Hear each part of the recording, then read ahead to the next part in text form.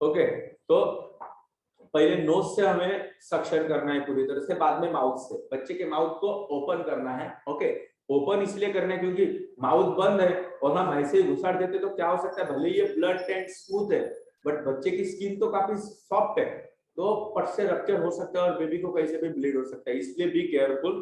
Okay, slightly apply digital pressure on upper jaw and on this mandible.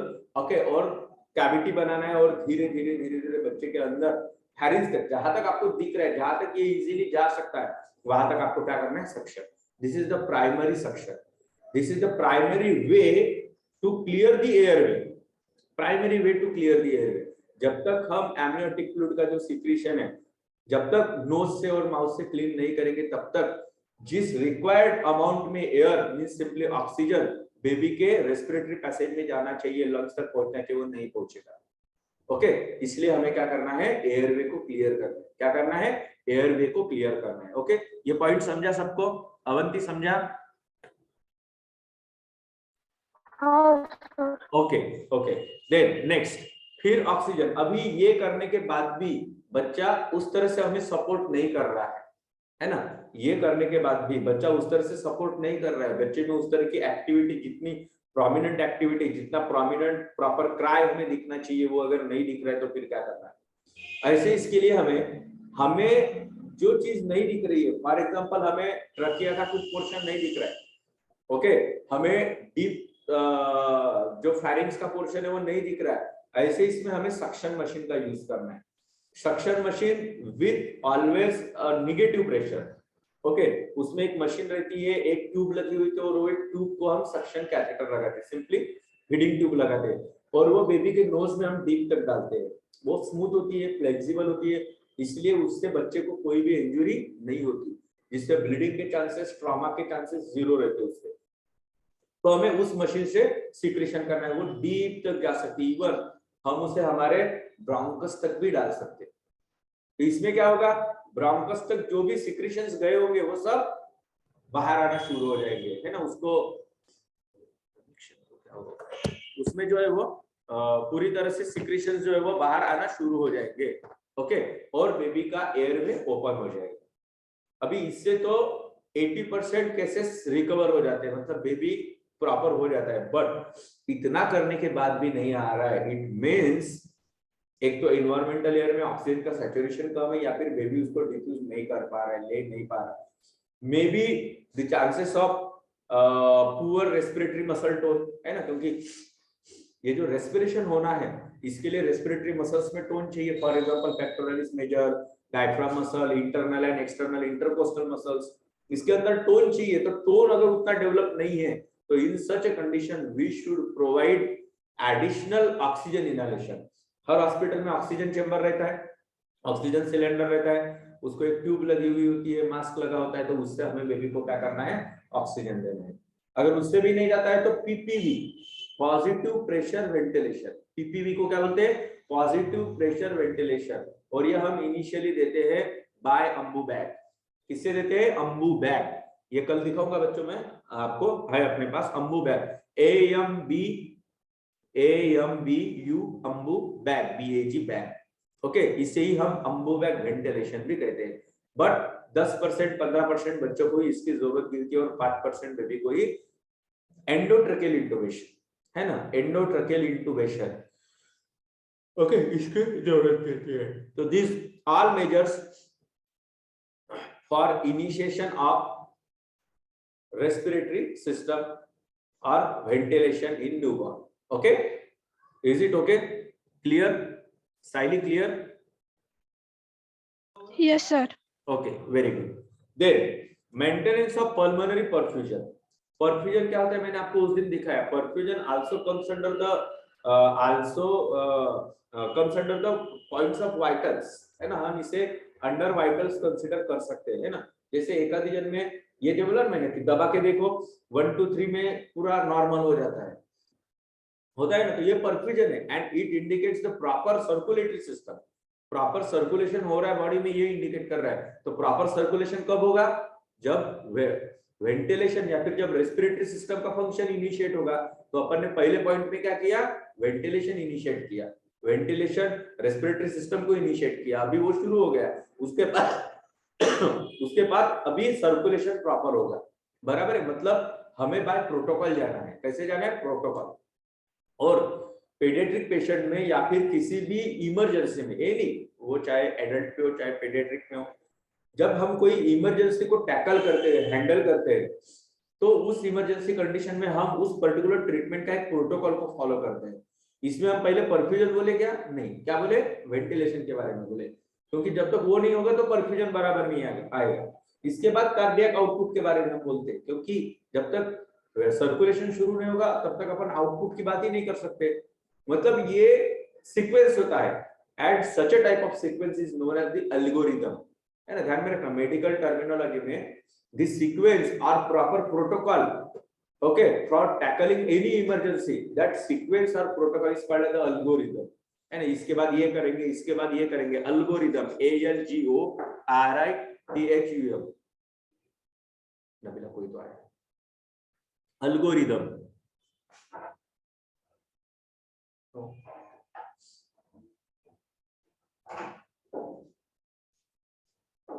लिखे, चलो। बाद में है maintenance of pulmonary perfusion, okay. तो बेबी को हमें रेस्पिरेटरी सपोर्ट देना है, रेस्पिरेटरी सपोर्ट, वेंटिलेशन इनिशिएट करने के बाद ऑक्सीजन सपोर्ट देने के बाद अपने आप जो है वो पल्मोनरी परफ्यूजन मेंटेन होगा। आज इसके बाद ensure proper cardiac output.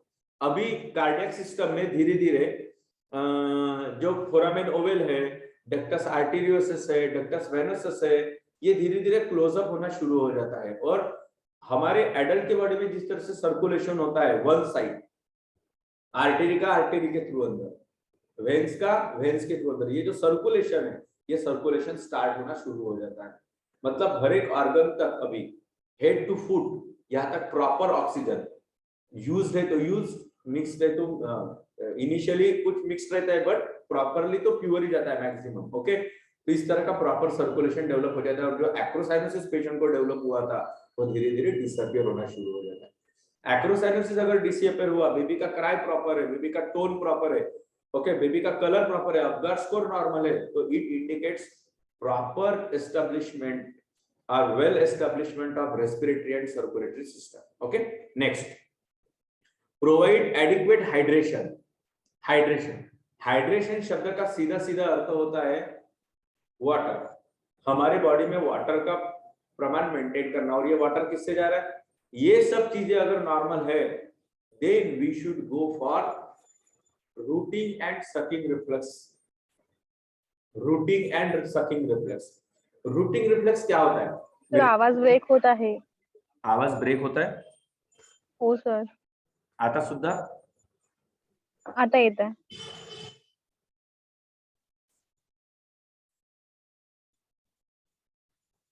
Okay, so routing and sucking reflex.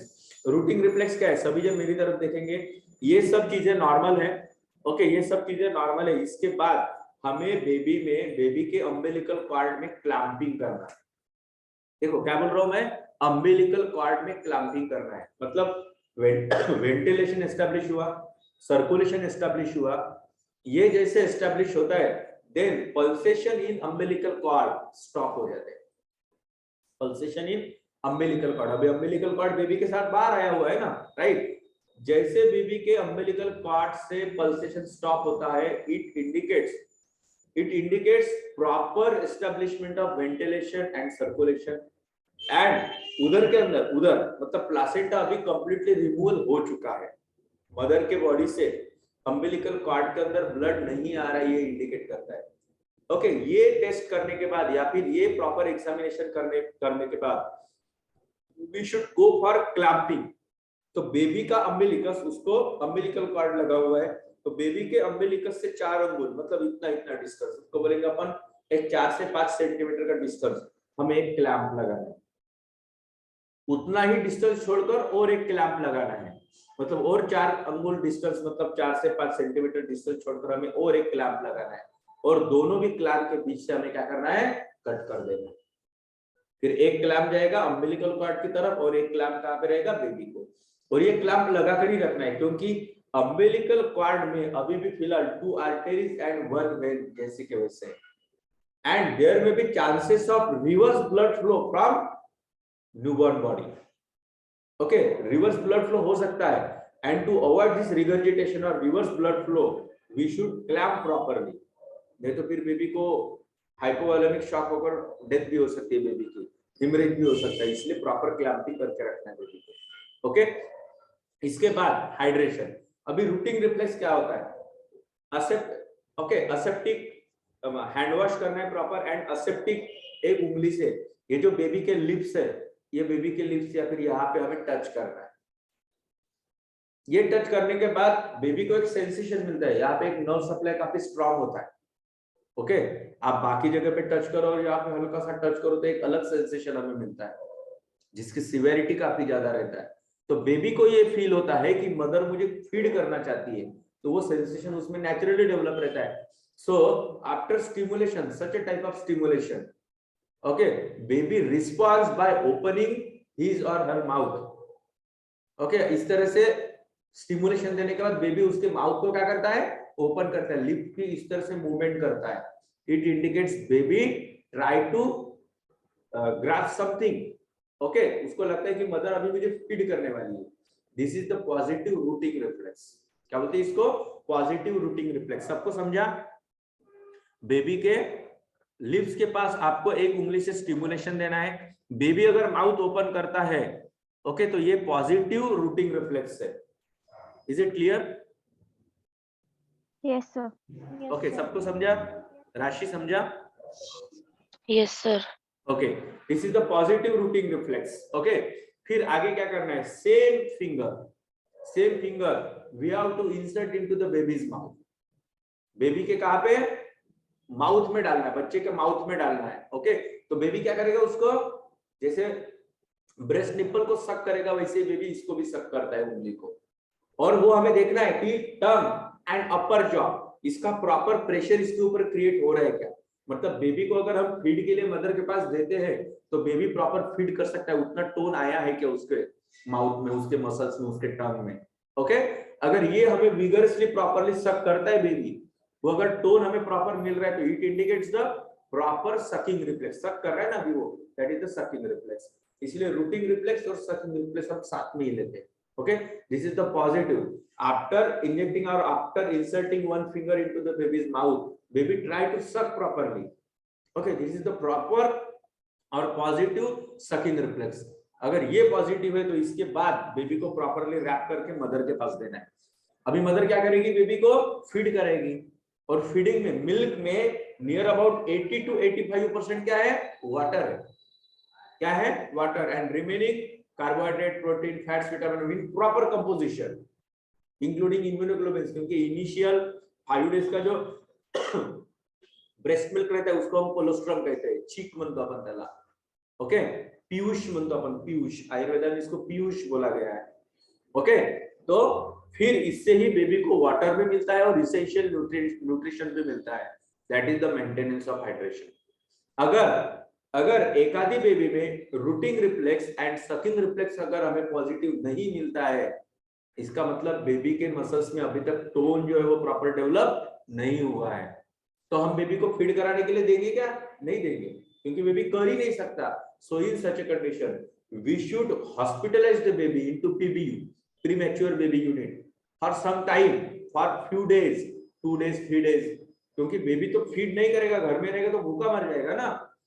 और हॉस्पिटल में अभी क्या करेंगे, उसको सलाइन लगाएंगे, और वो सलाइन से क्या देंगे, उसको सलाइन वाटर देंगे, इलेक्ट्रोलाइट पी4, ईपी4 करके एक सलाइन आती है, स्पेशली न्यूबॉर्न को देती है, और कुछ ग्लूकोज, मतलब जो सलाइन में ही ग्लूकोज दे देते हैं उसको, है ना, D5 D10 वगैरह जो भी है वो ग्लूकोज दे देते हैं। ओके, तो this is the proper way for provide adequate hydration to newborn baby. Got it? Yes sir. Yes sir. Okay, Saloni? Yes sir. Okay, then next point is about the prevent hypoglycemia and acidosis. What is mean by hypoglycemia? अभी ये 5-6 दिन के class में इसके ऊपर अपन रोज बोल रहे हैं। हाइपोग्लाइसेमिया मतलब बेबी में ब्रेस्ट फीडिंग अगर अपन as early as possible initiate नहीं करते, in normal delivery we should initiate within half an hour after delivery, क्योंकि नॉर्मल डिलीवरी के बच्चे generally most of the time normally होते हैं। Okay, cesarean delivery, this is about the indication. If there is a problem in cord, position of cord, or condition of mother, if mother is diabetic, hypertensive, or high risk mother, or baby's weight is very less, okay, or there may be there is a birth asphyxia or MS है ना, meconium aspiration syndrome, इस तरह का अगर कुछ chances है तो ऐसे कंडीशन में अपन सीजर करते हैं, राइट ना। तो सीजर एंड डिलीवरी में हम आधे 1 घंटे के बाद जो है वो बेबी को क्या कर सकते हैं, फीडिंग करवा सकते हैं, अगर सब चीजें रूटिंग रिफ्लेक्स, सकिंग रिफ्लेक्स वगैरह सब चीजें नॉर्मल है तो। ओके, उसके बाद हाइपोग्लाइसेमिया मतलब यही कि बेबी को अगर ब्रेस्ट फीडिंग करते हैं तो शुगर उसको ऐसे ही मिल जाती है, मतलब शुगर मेंटेन रहती है, जिसकी वजह से सर्कुलेशन प्रॉपर चलते रहता है, ब्रेन का फंक्शनिंग एंड ब्रेन का डेवलपमेंट जो है वो प्रॉपर रहता है, सब मसल्स में टोन जो है वो प्रॉपर रहता है। Okay, and what is mean by acidosis, अगर ब्लड के अंदर वाटर एंड जो अपन बोलेंगे कि सीरम, ओके, ब्लड के अंदर का सीरम, इसका कंपोजिशन, ऑक्सीजन, कार्बन डाइऑक्साइड, इसका कंपोजिशन, ये अगर चेंज होता है तो ब्लड की पीएच चेंज हो जाती है, and change in pH of the blood is called as the acidosis. Acidosis, ACIDOSIS, acidosis. Okay, देखो बेबी को वाटर बराबर नहीं मिलेगा, बेबी को कार्बोहाइड्रेट, प्रोटीन ये बराबर नहीं मिलेगा, एंड बेबी को ऑक्सीजन सप्लाई बराबर नहीं मिलेगा, मतलब ऊपर में जो तीनों भी केयर देके अपन में वो बराबर नहीं लेंगे तो बेबी के ब्लड की पीएच चेंज हो जाती है, इस कंडीशन को बोलते हैं अपन एसिडोसिस। ओके, और एसिडोसिस की वजह से धीरे धीरे पेशेंट को हाइपोटोनिया, हाइपोवेंटिलेशन, हाइपोपरफ्यूजन, हाइपोटोनिया, ये सब चीजें, मतलब बेबी में ऑक्सीजन ही नहीं है, वाटर ही कम है, जितनी रिक्वायरमेंट है उतना नहीं है, इसलिए बेबी के बहुत सारी जो एक्टिविटीज है वो कम हो जाती है, बेबी में परफ्यूजन पुअर दिखता है, बेबी में हाइपोटोनिया दिखता है। ओके, तो इसको हमें अवॉइड करना है। अगर ऑक्सीजन प्रॉपर एस्टेब्लिश हुआ है, रेस्पिरेशन, वेंटिलेशन प्रॉपर एस्टेब्लिश हुआ है, सर्कुलेशन प्रॉपर एस्टेब्लिश हुआ है, बेबी को हाइड्रेशन प्रॉपर मेंटेन है, बेबी को ब्रेस्ट फीड या फिर शुगर प्रॉपर अच्छा मिला है, तो 0 चांसेस ऑफ एसिडोसिस। लेकिन अगर डेवलप हुआ है तो एसिडोसिस की मेडिसिन क्या है, IV injection soda bicarb,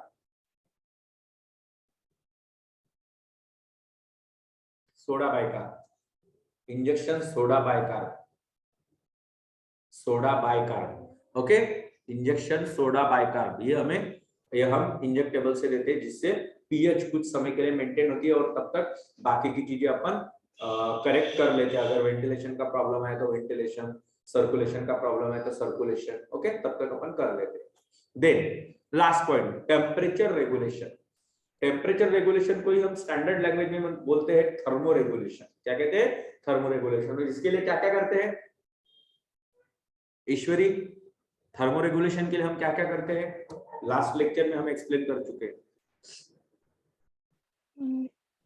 baby को रब करेंगे टेम्परेचर स्टेबल होने के लिए। ओके, बेबी को रैप करेंगे, रैप, ओके, गर्म कपड़ों में रैप करेंगे, बाद में उसको ड्राई कपड़ों से बेबी को पोंछेंगे ताकि उसके बॉडी के ऊपर जो भी सिक्रेशन, एमनियोटिक फ्लूइड वगैरह लगा हुआ है वो सब बाहर निकल जाएगा।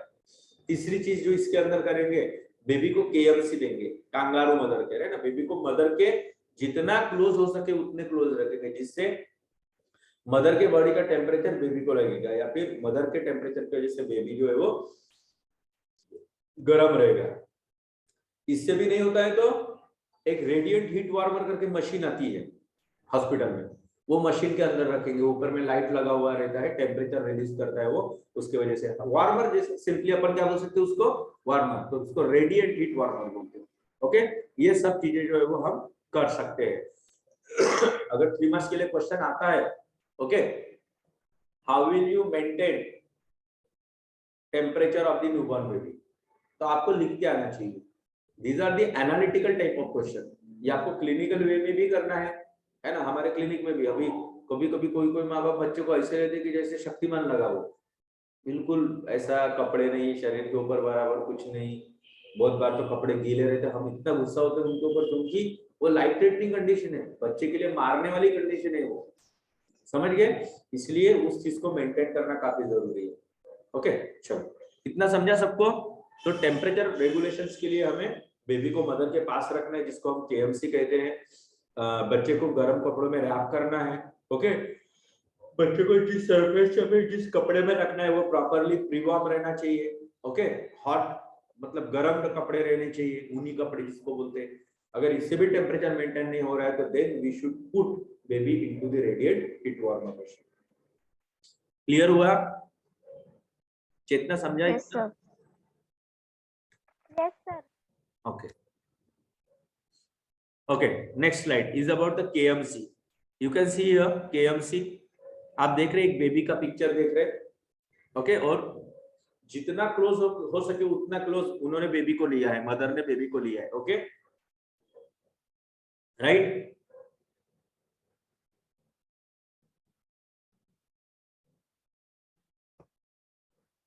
ओके बच्चों, दिखा? सर स्लाइड चेंज नाही झाली. चेंज नाही झाली का?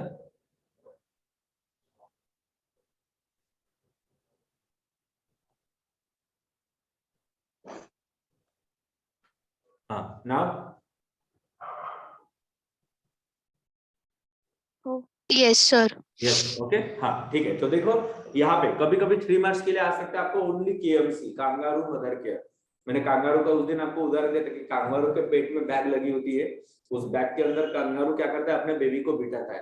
तो कांगारू मदर के काफी क्लोज रहता है, और यहाँ पे भी मदर जो है वो अपने बच्चे को इस तरह से काफी क्लोज रख रही है, इसलिए this particular condition is known as the KMC और kangaroo mother care. So question can be asked, kangaroo mother care, importance of kangaroo mother care. तो देखिए क्या क्या है। पहले the benefits of kangaroo mother care, regulates heart rate, breathing and temperature. Okay, KMC के benefits क्या है? तो बच्चे को गर्माहट अगर मिलेगी, बच्चे को टेम्परेचर प्रॉपर मिलेगा, तो अपने आप इससे हार्ट रेट और ब्रीदिंग जो है वो इनिशिएट हो जाएगा या फिर रेगुलेट रहेगा। Second thing, it improve the weight, है ना, बच्चे में डाइजेशन के हिसाब से वेट कैसे, कांगारू मदर केयर देने से वेट इंप्रूव हो, तो एक बॉन्डिंग रहती है। ओके, बॉन्डिंग रहेगी तो मदर में ऑक्सीटोसिन काफी ज्यादा सीक्रेट होगा।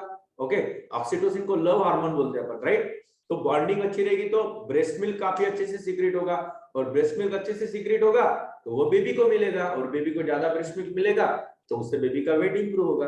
समझ गया? तो this is the indirect correlation, okay, indirect relation or indirect benefits of KMC. Okay, next, stabilized organ function. It's simply about the maturity. Okay, जितना अच्छा एंड क्वालिटी का एंड क्वांटिटी का ब्रेस्ट मिल्क बच्चे को मिलेगा, तो simply it will improve the function of all system. Okay, then experience less pain and crying. Okay, baby feel more comfortable with his or her mother. Okay, तो baby mother के lap में, baby mother के contact में जितने ज्यादा रहेंगे उतना baby को पेन कम महसूस होता है और बेबी कम रोते हैं। Okay, then better sleep pattern, गर्माहट की वजह से और मदर के एकदम पास रहने की वजह से बेबी को नींद भी काफी अच्छी आती है। Okay, then next, it prevent infection. दूसरा लेंगा तो बेबी को पकड़ेगा, बेबी को किस करेगा, उसके हाथ कैसे, कपड़े भगवान जाने, बट मदर के पास है तो सुरक्षित है। बेबी की सबसे अच्छी कस्टडी होती है mother. Okay, so KMC can also prevent infection spread. Okay, तो बेबी को इन्फेक्शन भी नहीं होगा, बाकी के इन्फेक्शन से वो प्रिवेंट करेगा। Then increase of breast milk production, ये तो मैंने बताया, एक्सप्लेन कर चुका, it's because of proper bonding. Okay, bonding, और bonding leads to more oxytocin secretion. Okay, then be more willing to breast feed and shorter hospital stay. मतलब जिस बच्चे को ये केएमसी अच्छी मिलती है, मतलब प्रॉपर ब्रेस्ट फीडिंग मिलती है, प्रॉपर टेम्परेचर मिलता है, प्रॉपर ऑर्गन मैच्योरिटी होती है, वो बेबी नॉर्मल रहेगा, मतलब उसकी क्लिनिक और हॉस्पिटल विजिट्स क्या रहेंगी, मिनिमम रहेगी। तो दिस ऑल आर बेनिफिट्स। तो 3 मार्क्स के लिए क्वेश्चन पूछ सकता है बच्चों कि what are the importance of KMC और राइट नोट ऑन केएमसी, ये लिखना है आप लोगों को। Clear? Clear? Okay, yes sir. Yes sir. हाँ ठीक है। अभी इसके बाद जो है वो हमें बेबी को देना है breast milk. Okay, breast milk का ब्रेस्ट मिल्क का इंडिकेशन भी अभी क्या है वो हमने देखा। ब्रेस्ट मिल्क के लिए क्या क्या पैटर्न है वो भी मैंने आपको बताया, रूटिंग रिफ्लेक्स बताया, सकिंग रिफ्लेक्स बताया, इसके साथ साथ केएमसी के बारे में मैंने आपको बताया कि ये सब ब्रेस्ट मिल्क को सीक्रेट और इजेक्ट करने के लिए काफी जरूरी है। अभी बेबी को ब्रेस्ट मिल्क दे रहे तो इसका इंपॉर्टेंस क्या है हमारे बॉडी में, तो देखिए इसके ऊपर तो एक बहुत बड़ा चैप्टर है, वो तो अपन डिटेल में पढ़ने ही वाले हैं, बट अभी एज पर न्यूबॉर्न केयर उसका क्या इंपॉर्टेंस है वो देखेंगे अपन। देखो number 1, content natural nutrients. Natural nutrients, अभी नेचुरल शब्द का अर्थ क्या है, मतलब बच्चे को, जिस बच्चे को ब्रेस्ट मिल्क नहीं मिलती, क्यों नहीं मिलती आजकल के ब्रेस्ट मिल्क बच्चे को, देखो there are an number of causes for failure of breast feeding और फेल्यूर ऑफ लैक्टेशन। इसका पहला कॉज है डर, फोबिया, और ब्रेस्ट मिल्क इंड्यूस और फीडिंग इंड्यूस और pregnancy induce anxiety to mother. Anxiety is simply about the fear, stress, okay, tension, जिसकी वजह से positive stimulation to brain tissue ये नहीं मिलता, ब्रेन टिश्यू को नहीं मिलता, मतलब पिट्यूटरी ग्लैंड को नहीं मिलता, जिसकी वजह से प्रॉपर ऑक्सीटोसिन, प्रोलैक्टिन, इसका सिक्रीशन ही नहीं होता हमारे बॉडी में। Number 1 thing. Then extra and over awareness about mother figure and body health issues. उनको लगता है कि हम बेबी को ब्रेस्ट फीडिंग करेंगे तो हमारा फिगर कम हो जाएगा, इसलिए वो बहुत कम कोशिश करते हैं कि बेबी को फीडिंग करनी चाहिए, बट ये गलत चीज है। जो मदर बेबी को अच्छे से ब्रेस्ट फीडिंग करती है उनको ब्रेस्ट कैंसर का चांसेस कम रहता है, वो मदर का फिगर अच्छा रहता है और वो मदर का हेल्थ भी अच्छा रहता है। मतलब ब्रेस्ट फीडिंग के अगर 90 बेनिफिट्स बच्चे के होंगे, बच्चे को होंगे, तो ब्रेस्ट फीडिंग के 90 बेनिफिट्स मदर को भी है, दोनों को भी इक्वल बेनिफिट्स है। ओके, बाद में पोजीशन ऑफ निप्पल, बहुत से मदर में इसके बारे में अवेयरनेस नहीं रहता, या फिर बहुत से गायनेकोलॉजिस्ट इन सब चीजों के बारे में नहीं बोलते, जबकि बोलना चाहिए। वो सिर्फ अपने गायनिक पेशेंट को देखते हैं, वो डेवलप प्रेग्नेंट लेडी को देखते हैं, लेकिन बेबी के बारे में सोचते नहीं कि भैया डिलीवरी होने के बाद इसका क्या होगा। सबसे पहली कंडीशन होती है फ्लैट निप्पल, मतलब ब्रेस्ट के इक्वल इसमें अगर निप्पल है तो बेबी को माउथ में पकड़ने के लिए कुछ रहेगा क्या, नहीं रहेगा। Condition is called the flat nipple. अभी बेबी इस फ्लैट निप्पल को या फिर फ्लैट ब्रेस्ट को माउथ में पकड़ने की कोशिश करेगा तो उसके मुंह में आएगा क्या, वो नहीं आएगा, जिसकी वजह से बेबी को फीड ही नहीं होता और बेबी भूखा रहता है। दूसरा होता है इन्वर्टेड निप्पल, ये तो फ्लैट निप्पल से भी बेकार कंडीशन है। इन्वर्टेड मतलब ये तो फ्लैट मतलब नॉर्मल लेवल पे है, और इन्वर्टेड मतलब अंदर गया है। Okay, it's because of extra fat deposition on breast tissue. हमने देखा है एब्डोमेन, ग्लूटियन रीजन और ब्रेस्ट टिश्यू, इसके ऊपर सबसे ज्यादा फैट डिपोजिशन होता है। अभी फैट एक्स्ट्रा डिपोजिट हो रहा है, मदर ने अपने हेल्थ की तरफ, फिटनेस की तरफ ध्यान नहीं दिया, तो वो फैट का मासिव पोर्शन पूरा ऊपर में आ गया और निप्पल कहाँ चले गए, अंदर चले गए। Condition is called the inverted nipple. ये मदर तो बेबी को फीड करवा ही नहीं सकती, बेबी भूखा रह जाएगा। Third condition is about the crack nipple. अगर मदर ने ब्रेस्ट की केयर प्रॉपर नहीं ली है, उसके ऊपर मॉइस्चराइजर प्रॉपर नहीं लगाया है, तो ब्रेस्ट के ऊपर क्रैक्स आते हैं, और क्रैक्स के साथ मिल्क के साथ साथ सम पस और सम ब्लड भी बाहर आ जाता है, जिससे बेबी को इन्फेक्शन हो सकता है और मदर को भी लोकल ब्रेस्ट का इन्फेक्शन लग सकता है। Third condition is about the breast abscess. During the time of delivery mother को ऑक्सीटोसिन सीक्रेट हुआ है, जिसकी वजह से ब्रेस्ट के अंदर चेंजेस हुए, ग्लैंडुलर चेंजेस हुए और मिल्क का सिक्रेशन हुआ है। लेकिन because of crack nipple, because of flat nipple condition और because of inverted nipple condition, वो मिल्क बेबी को पिला नहीं पा रही है, मतलब जो बना हुआ है वो बाहर नहीं आ रहा है, वहां से निकला नहीं है, खाली नहीं हुई है ब्रेस्ट, तो वही की वही भर के है, और वही के वही भर के रहेगा, ब्रेस्ट खाली नहीं होगी तो it will leads to breast engorgement, उसमें इन्फ्लामेशन, दर्द होना शुरू होगा, गटारे बनना शुरू होगा, इतने बड़े प्रॉब्लम्स आते हैं। इसलिए इन सब चीजों की केयर पहले ही लेनी पड़ती है। ओके, अभी बराबर केयर ली, अभी ब्रेस्ट नॉर्मल है, सब चीजें नॉर्मल है, तो अभी बेबी को ये करेगी। नेचुरल कंटेंट्स, मैं बोल रहा हूँ कि ये जो सभी condition, flat nipple, inverted nipple, crack nipple, okay, then failure of lactation, milk ही नहीं आ रहा है, कुछ मदर को मिल्क ही नहीं आता, तो ऐसे कंडीशन में बेबी को हमें पाउडर का मिल्क या फिर गैया का दूध देना पड़ेगा। but cow is not natural mother of our baby, our human baby, है क्या? नहीं है। एक मदर का मिल्क काऊ के बच्चे के लिए, काऊ का मिल्क एकदम 100% ओके है, एक ह्यूमन बीइंग के बच्चे के लिए 90% ओके रहेगा, बट 10% तो प्रॉब्लम है ना। ओके, इसलिए हमें जहां तक कोशिश करना है मदर को लैक्टेशन के लिए इंप्रूव करना है। हमारे आयुर्वेद में बहुत सारे स्तन्य जनन द्रव्य है। ओके, सभी जीवनीय गण के द्रव्य, मधुर रसात्मक, मधुर विपाकात्मक, शीत वीर्यात्मक, इस तरह के द्रव्य वो देना है, मदर को प्रमोट करना है, मदर को वाया सिस्टर या फिर हमने हमारे घर में जो एक्सपीरियंस होल्डर जो लेडीज रहते हैं उनसे क्या करना है, उनको प्रमोट करना है, उनको उससे गाइडेंस देना है कि किस तरह से फीडिंग करते हैं।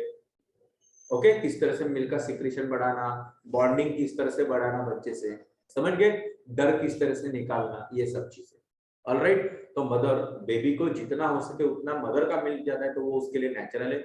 नेचुरल है मतलब बेबी को इजीली डाइजेस्ट होगा, उससे बच्चे का डेवलपमेंट भी अच्छा होगा। लेकिन वही हम पाउडर का अगर मिल्क देते हैं तो बच्चे में वेट काफी हमें अच्छा मिलता है पाउडर के मिल्क में, क्योंकि वो नेचुरल है, उसमें एक्स्ट्रा कैलोरी भी रहती है, बट ऑर्गन मैच्योरिटी और बेबी को उतना न्यूट्रिशन एंड इम्यूनिटी वो प्रोवाइड नहीं कर सकते। ओके, सेकंड थिंग, बच्चों समझा इसको? Yes, sir. Yes, sir. Okay, next thing, easily digested दस प्रिवेंट कॉन्स्टिपेशन। ये बच्चे को इजीली डाइजेस्ट होता है, इसलिए ये क्या करता है, कॉन्स्टिपेशन को प्रिवेंट करता है, मतलब बच्चे को जो है वो हार्डनिंग ऑफ स्टूल इससे नहीं होता। Third thing, content natural antibodies. Okay, और कंटेंट नेचुरल एंटीबॉडीज को बोलते हैं अपन इम्यूनोग्लोबिन्स। ओके, जिसकी वजह से बेबी को इन्फेक्शन के चांसेस जो है वो रहेंगे, क्या रहेंगे, मिनिमम रहेंगे, कम रहेंगे। Is it okay?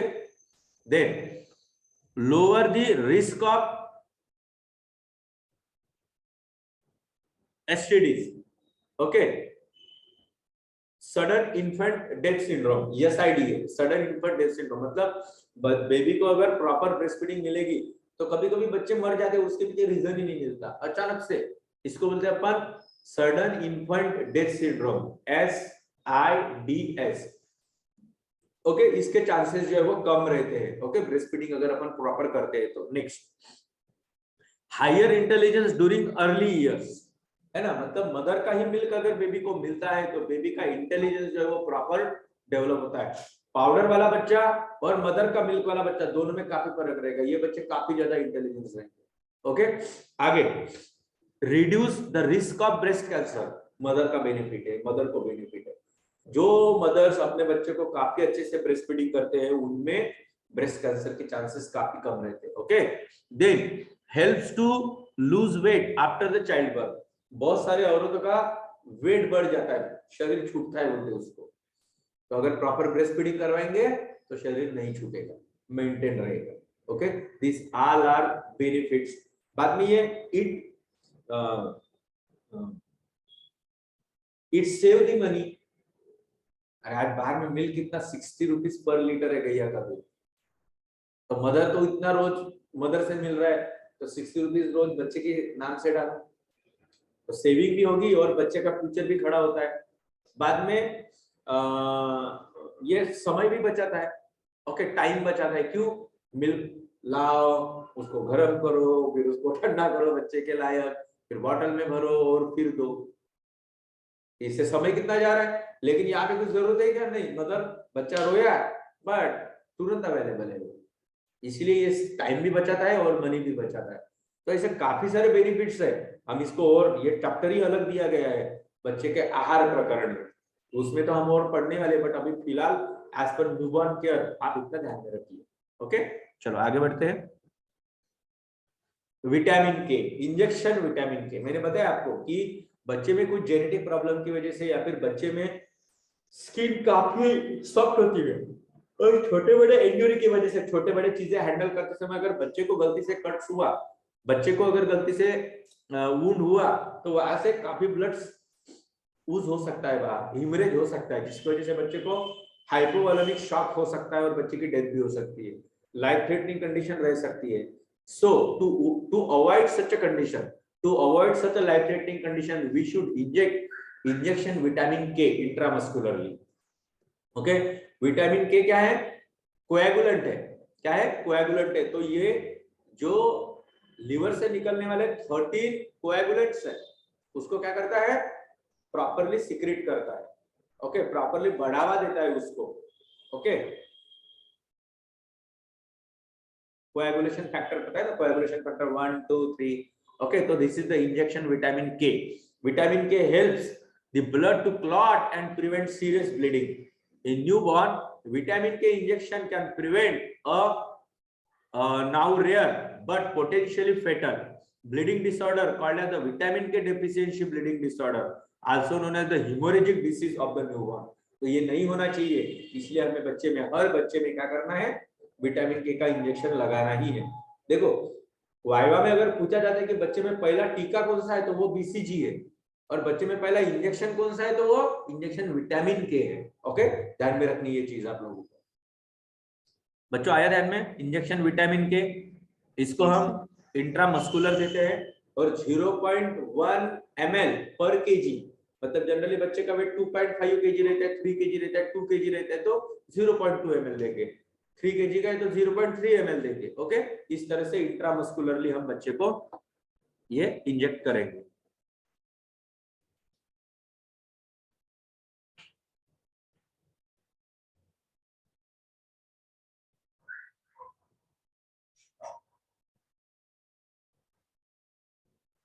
चलो बच्चों इतना समझा?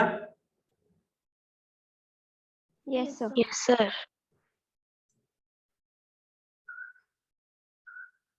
ओके आगे नेक्स्ट है कीप वार्म। बच्चे को गर्म रखना काफी जरूरी है, और यहाँ पे सब चीजें दी है आप देख सकते हैं, ठीक है। मतलब ये मुझे एक्सप्लेन करने की जरूरत नहीं है, राइट साइली? कितना समझा? Yes, sir. Okay yes sir. Okay, Avanti समझा? हाँ सर। ओके रति? हाँ सर। ओके ठीक है, ये सब गर्म कपड़े हैं, कपड़ा दिखे ना, ठीक है। तो बच्चे को आजकल सब जन ये यूज करते ही है, चाहे ठंडी रहे या फिर नहीं रहे, है ना, बच्चे के लिए ये चीजें कॉमन ही होती है, और बच्चे इसमें काफी स्मार्ट भी दिखते हैं।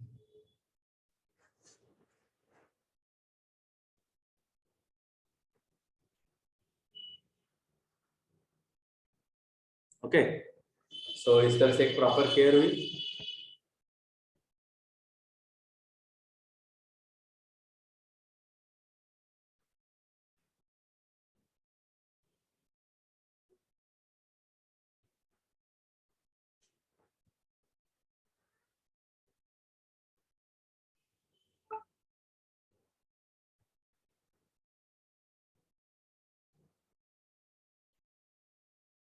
ओके ठीक है, तो इस तरह से केयर ऑफ नॉर्मल न्यूबॉर्न यहाँ पे खत्म हुआ। ये 15 मिनट्स का टॉपिक है, ये इससे ही नोट्स बनाने हैं आपको, ओके। और एक रेडी नोट्स जो है वो मैं आपको भेज दूँ, ठीक है। इस तरह से ये टॉपिक खत्म हुआ। कल हमारा टॉपिक रहेगा फीचर्स ऑफ नॉर्मल न्यूबॉर्न। क्या रहेगा? Features of normal newborn. Near about 50 features हमें नॉर्मल न्यूबॉर्न के देखने हैं, जो कुछ हुए हैं, जो फिजियोलॉजिकल रहेंगे, कुछ पैथोलॉजिकल रहेंगे, कुछ एनाटॉमिकल रहेंगे, ओके। तो कल अपन 15 मार्क्स का और एक टॉपिक देखते हैं, features of normal newborn, okay. Okay thank you very much. Sir हे पीपीटी तुम्ही पाठवली नाहीये. पाठवली आहे ना ग्रुपवर, तरी पण परत एकदा पाठवतो, ठीक है। Okay sir. Okay okay okay. और किसी को कुछ क्वेश्चन पूछना है? किसी को कुछ पूछना है? सर प्रिव्हेंट्स ऍसिडोसिस एकदा थोडं सांगा. प्रिवेंट एसिडोसिस मतलब कैसा?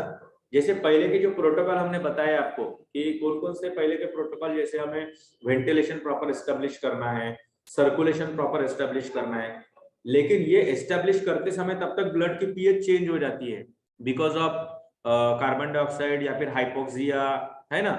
तो ऐसे इसमें बच्चे को साइनोसिस ज्यादा डेवलप होता है, डिस्ट्रेस ज्यादा डेवलप होता है। इसके लिए हम क्या करेंगे, बच्चे को इंजेक्शन सोडा बाइकार्ब देंगे, IV injection soda bicarb, okay. और ये इंजेक्शन से फिर एसिडोसिस जो है वो कंट्रोल हो जाता है, तब तक अपना ट्रीटमेंट शुरू रहता है, तो बेबी पूरा कवर हो जाता है इसमें, ओके। Okay sir. सर हाँ सर पीपीचं काय सांगितलं होतं तुम्ही? कशाचं? पॉझिटिव्ह पीपीई पीपीव्ही पॉझिटिव्ह हा. Pressure ventilation. Positive pressure ventilation. ये नया अकाउंट यहाँ पे दिख रहा है ना, बिना नाम से. ये मयूरी आपका है क्या? हाँ सर. ओके ओके ओके ठीक है, आप अपना नाम से कर देना वो रजिस्टर. ओके. और किसी को कुछ पूछना है? सर ते हा. डिव्हाइस दाखवलं होतं त्याचं नाव काय आहे? कशाचं? एस्पिरेटर दाखवलं होतं ना नोज. अच्छा, एस्पिरेटर का म्यूकस सकर, ये वाला ना? हाँ. हाँ, manual mucus sucker, manual mucus sucker.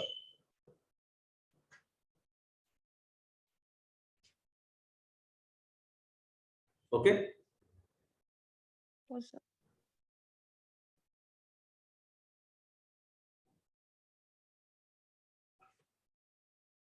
Okay. Yes. Okay चलो ठीक है, थैंक यू.